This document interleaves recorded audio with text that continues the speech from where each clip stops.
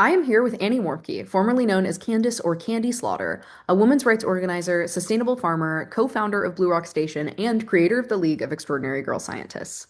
Today's interview focuses on her personal experiences and advocacy work. The upcoming discussion will include topics related to domestic violence and suicide, so please feel free to wait for our future interview installments that will focus more directly on farming, agriculture, and the League of Extraordinary Girl Scientists.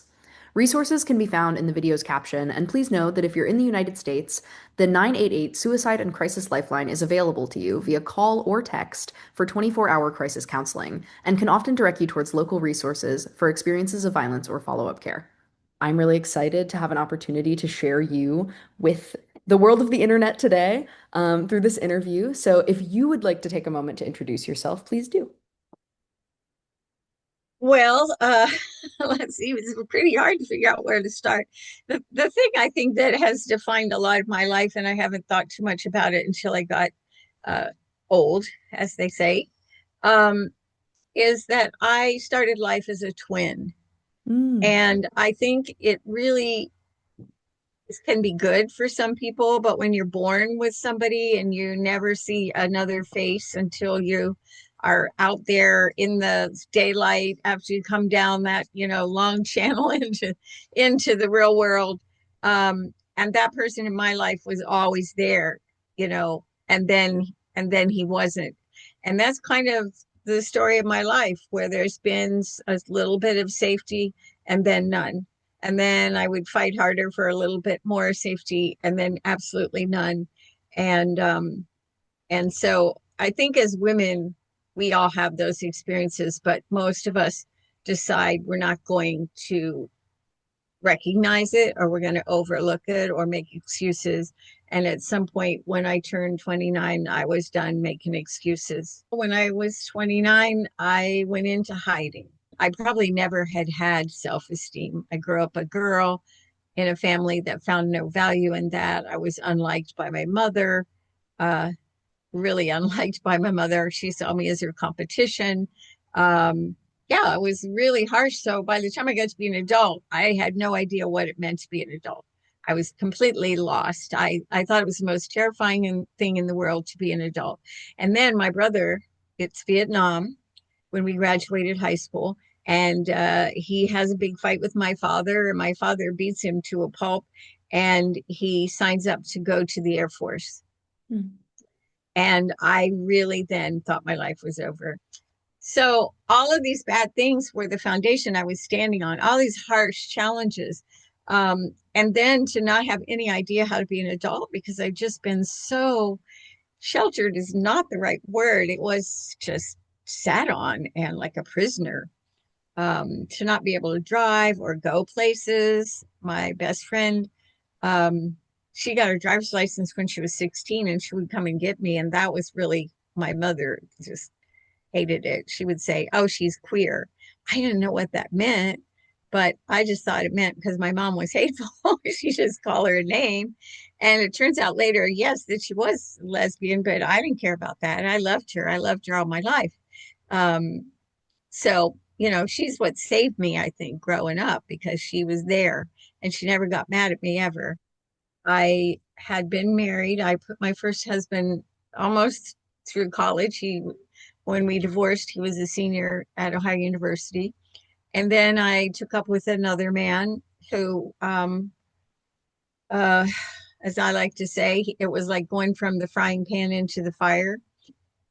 So I spent 7 years being tortured, literally. He could have taught classes at Guantanamo Bay.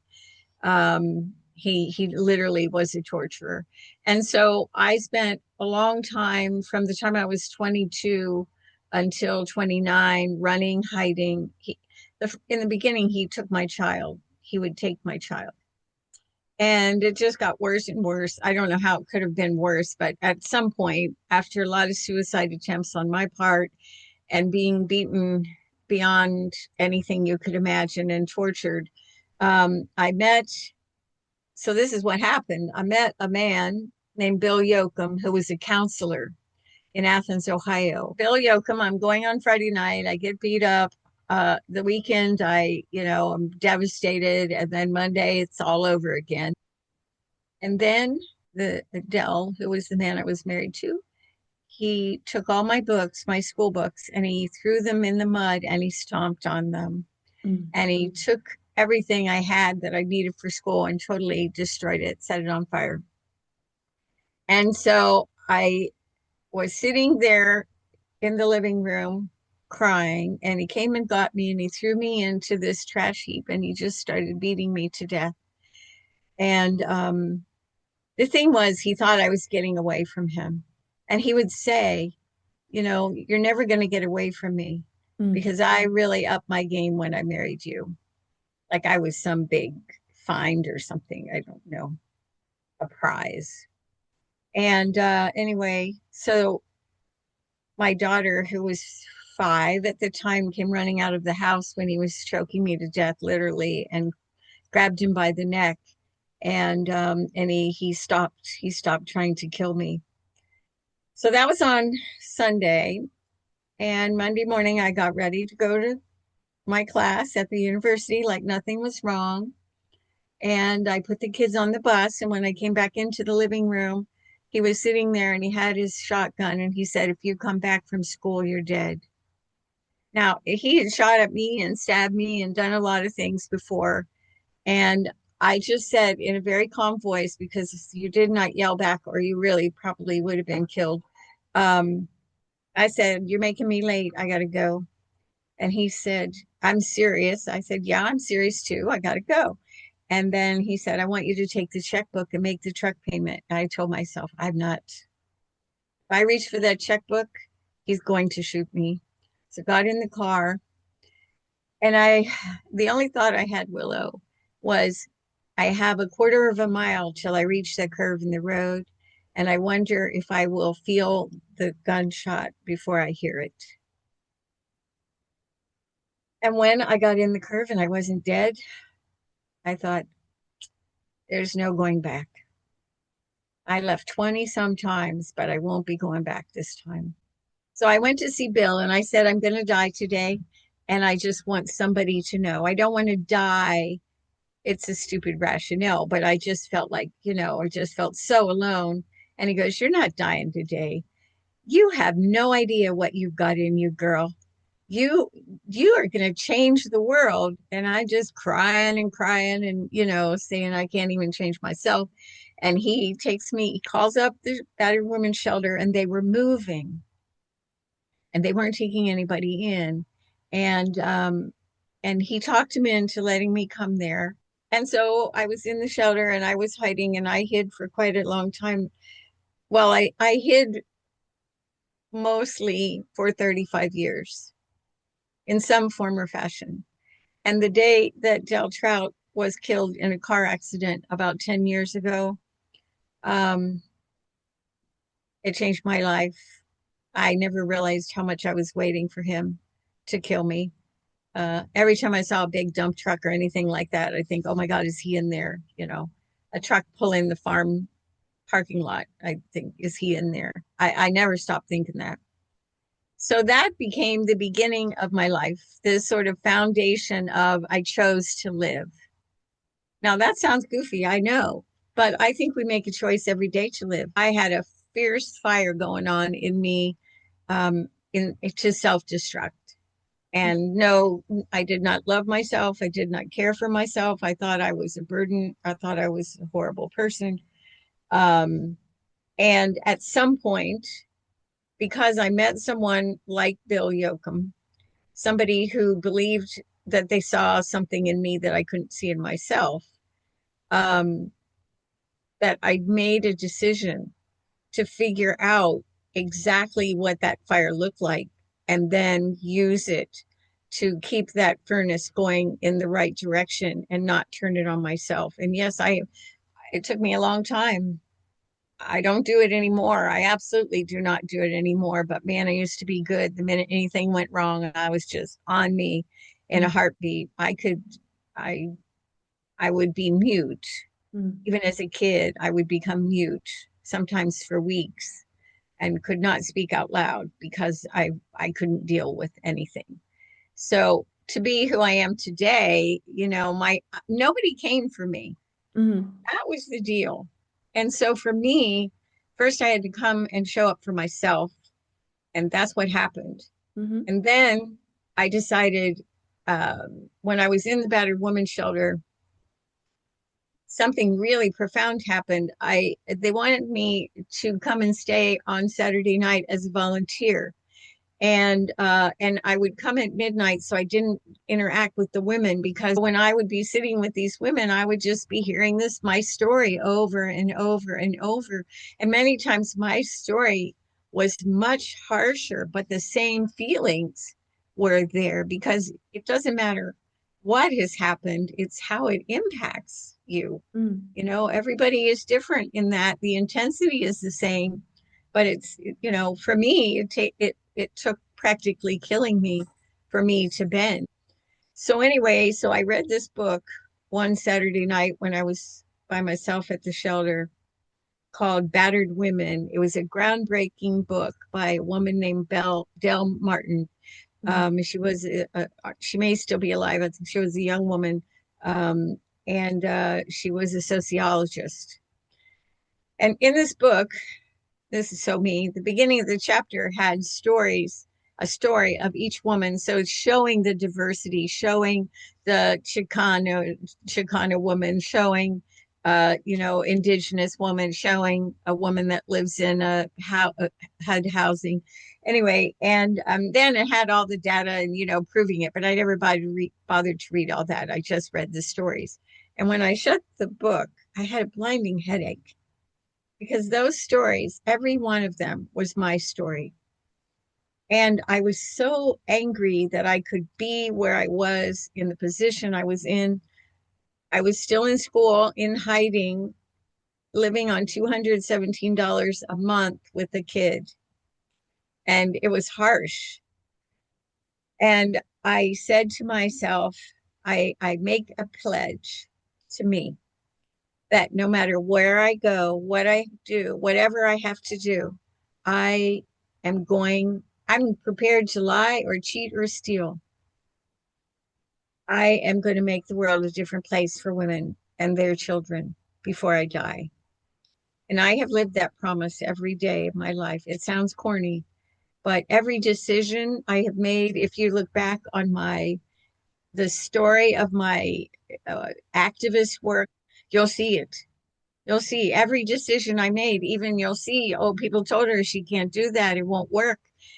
I didn't give up. And it was women doing the work, learning how to make news conferences, and women who'd been incarcerated, learning how to write a news release and designing something that got the attention of the governor.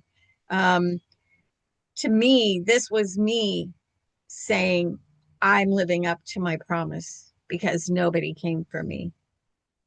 And that's really the story of who I am. Thank you so much for sharing. It is very good to know where that foundation of your work is coming from. While there's no like moral requirement to turn those hardships and traumas into the kind of work that you are doing, I think it's really impressive to see specifically what you're doing now in your work as a farmer and your work as an advocate. It's very clear throughout all of your stories and all of your experiences that there is a great deal of resilience, and strength coming from you internally within yourself and also now, in your work broadly, you are a source of resilience and strength for many others. You talked about when you were 29, that fire inside of you, turning it outward and making that promise to yourself to live and make the world a better place for women and their children and their families and the men that love them and people in the world who need that.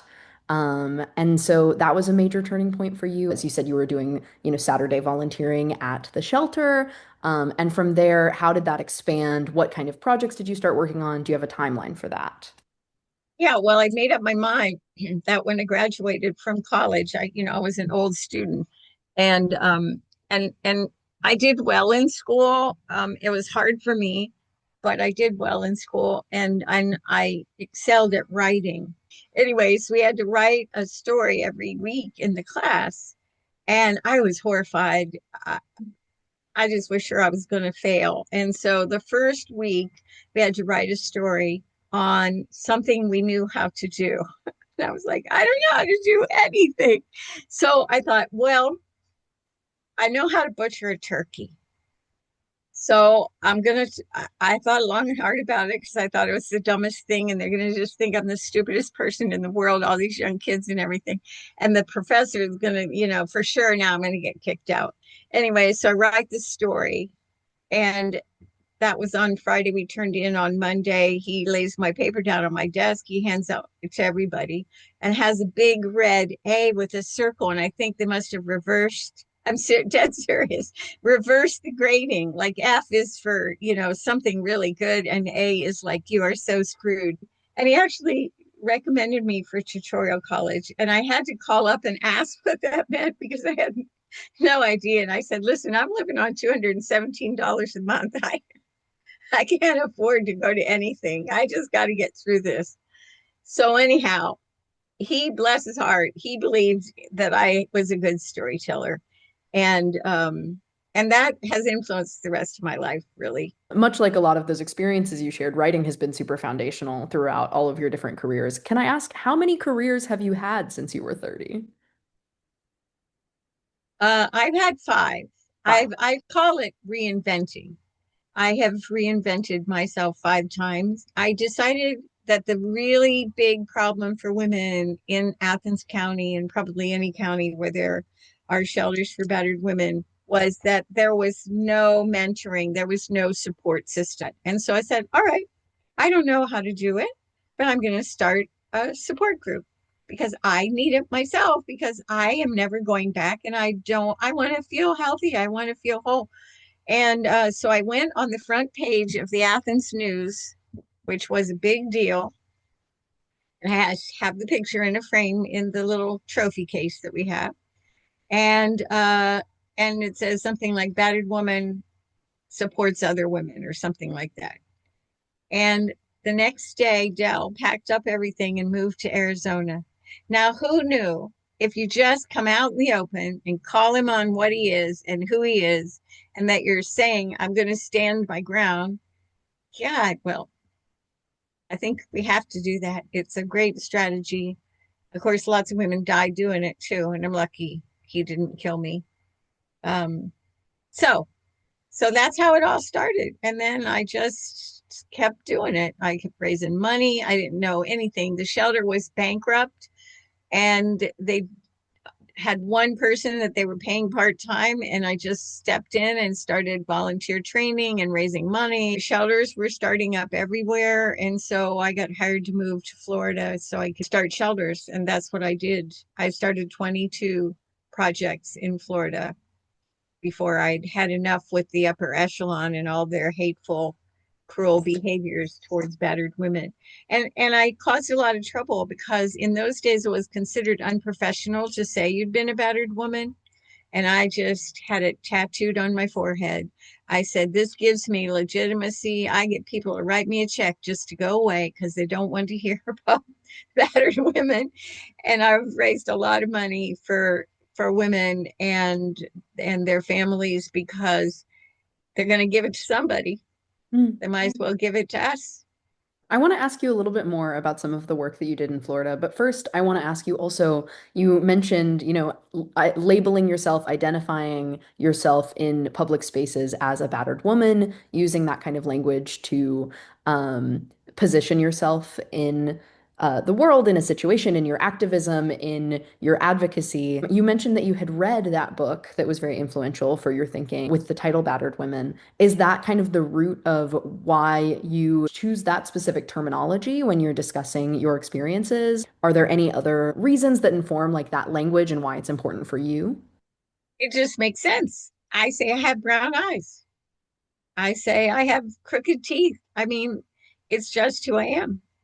And this is my experience. And I wasn't just a battered woman, I was also a battered kid. And so my foundation was in those places, and I had to find a way to put that in my toolkit as a tool, not as a weapon, not by others against me, and definitely to be able to name it for what it is. It's a matter of just doing these things, having these conversations. So when there things happen, we know what the words are. We don't have to put them somewhere and hide them and blame ourselves. And so I did blame myself for the way I was treated as a kid and as a young adult.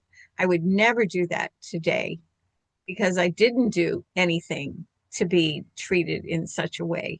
And so for me, it was powerful and is powerful, especially in those days, to say I was a battered woman, to say the name of the person who assaulted me over and over again was powerful. And when I went to the city council because they were thinking about giving money to the shelter when it was in financial trouble. And when I said who I was and who I'd been married to, they wrote me a check for $25,000. That was a huge amount in those days. And they gave it to me to go away. So I saw the power of telling the truth. And I think that's what it really comes back to. Let's tell our truths.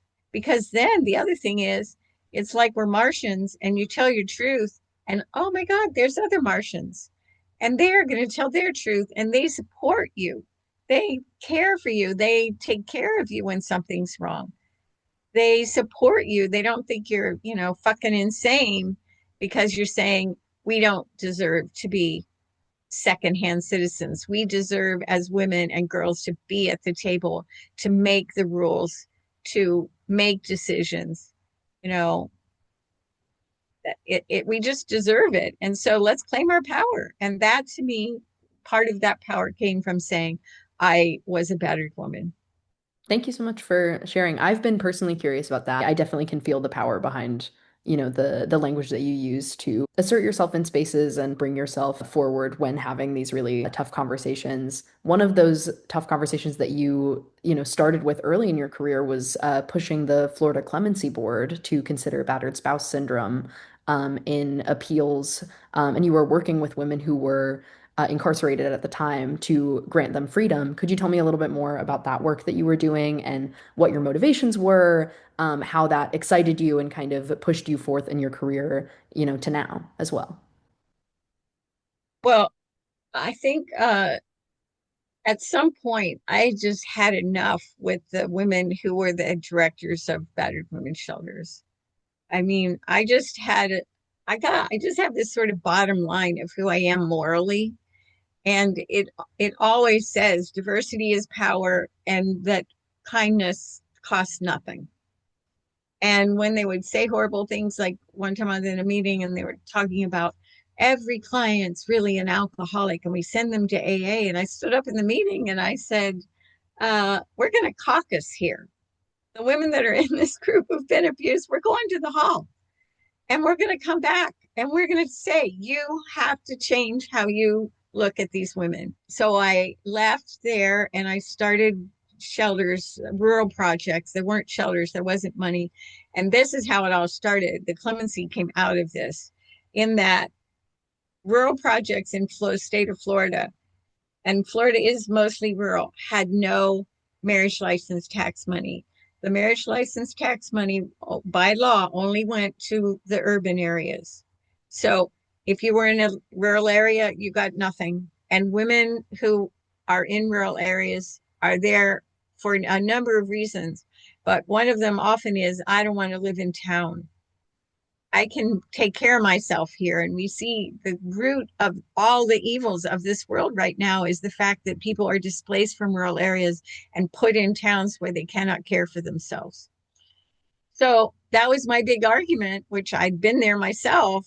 I didn't want to be in a town. So anyway, I found myself doing some consulting, and then I wrote a grant which established the Florida Coalition Against Domestic Violence. And in that grant, I was given money to to go around and organize these rural projects. And then I wrote another grant which gave me money to begin to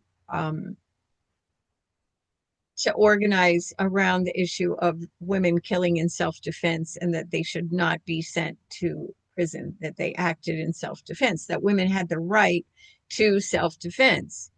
And so I just got lucky. I look for opportunity. I'm always looking for opportunity. Where do I put my foot in the door that then leads to the door opening to something, not just for me, but for lots of other women and the people who love them? And so I met this woman at a meeting, and she turned out that she was working with the Florida Supreme Court on a gender bias study. And nobody really knew much about, especially rural battered women. So they hired me to write the gender bias study for the Florida Supreme Court. So anyway, the thing of it was, and I think this is true anytime you see this transition in my life where I say I reinvent myself, something happens that's really hurtful and I have to pivot. I met a lot of women who'd been incarcerated, and so I just started organizing them. And I went all over the state of Florida to every city, and I organized women there and taught them how to write a news release. We designed their own news conference. So in front of the jail when the gate opened automatically, or in a graveyard, whatever, every news conference was different. And there were 10 of them. I trained law students. They don't get trained in clemency. It's like a secret code or something. So I go to see this guy who's the head of accepting petitions for clemency for the government. And he's sitting behind this big desk, and he's an older guy. He probably started working there out of high school. And he's got that Florida panhandle accent, and he's a honey, and whatever. And I sit down, and he starts to give me some baloney about clemency. And I leaned forward and I said, Ray, let me tell you, I might look young and I might even look stupid, but I'm not fucking stupid. And I'm sitting here because I need to know how this works because I intend to get women out of prison. And he leans forward too and he goes, You know what? My daughter was a battered woman. She almost died. And he tells me this story about he's so grateful to me. It's like, well, why were you feeding me this crap? Because I just want to see what you were made of, honey. But that changed everything for me. I thought, like you asked me, why did I say I was a battered woman? I found that I could walk into a room and I could say the truth, my truth, and I had the room in my control. So, I want to ask you one last question as we're wrapping up for just today. Throughout your responses, you've mentioned so many incredible things, so many moments that have been defining for you, so many times that you've pivoted, so many times you've reinvented yourself, and all of that work that you did in Florida, the ways that you asked for what you needed and made change and got women out of prison, and all of that work that you've done. I want to ask you, what broader cultural shifts do you believe are necessary for long-term change now? I think one, we have to teach our sons differently. It really starts in how we live every day in our house and every day in our work, the buildings we live in, where we get our education, our family connections, our relationships, our spiritual connections, um, all of how we transport ourselves. All of those things come back to how do we have any control in our life? Everybody has some control. It may be the most minute thing, but we do have control how we treat ourselves and how we treat others.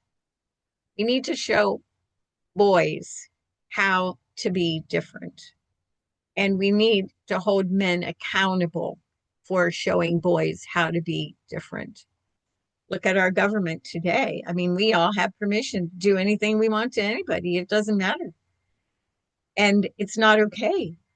So I think there's a lot to unravel with all that, but I think it really is this sort of simplicity of saying we need to show boys how powerful it is to love and cry and have opinions that don't involve hurting somebody. Mm-hmm. And when we do that, it shows girls how to be different. Because this is why I want to do the League of Extraordinary Girl Scientists. I started that program when my granddaughter was in junior high, because if girls weren't in sports, they had nothing. And the thing that struck me was it really came back to how do we build bold confidence? And I realized that's the work I've done since I was 29, first with myself and then in my life. So I'll give an example. I had an intern and she was a very degreed woman in a man's field. She was so brilliant. So one day, after about a week, she was all upset. And so I said, okay, here's the problem. You don't have any confidence. You have no boldness. You have no confidence. You're just a feather waiting for the wind to blow you everywhere. That's not okay. If you're going to live with me for 7 more weeks, that's not okay. I said, okay, I am going to give you some of that boldness.